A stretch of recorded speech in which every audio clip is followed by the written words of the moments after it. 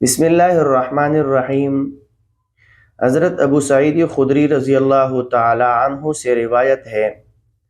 کہ رسول اللہ صلی اللہ علیہ وسلم نے فرمایا کہ جس نے رمضان المبارک کا روزہ رکھا اور اس رمضان المبارک کے روزے رکھنے کے حدود کو جانا اور ان باتوں کا بھی خیال رکھا جس سے بچنا ضروری تھا، تو یہ روزہ ان کے لیے گزشتہ گناہوں کا کفارہ بن جائے گا۔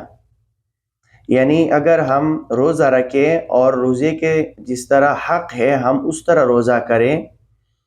تو روزے کا جو ثواب ہے وہ تو اپنی جگہ پر مل رہا ہے، اور روزے کی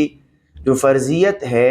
اللہ کا حکم ہے، شریعت کا مطابق جو چیز ہم رکھ رہے ہیں، جس کا ہمیں حکم ہوا ہے، اس کا ثواب ہمیں اپنی جگہ پر ملے گا۔ لیکن جو گزشتہ گناہ ہوئے ہیں ان گناہوں کا بھی یہ کفارہ بن جائے گا۔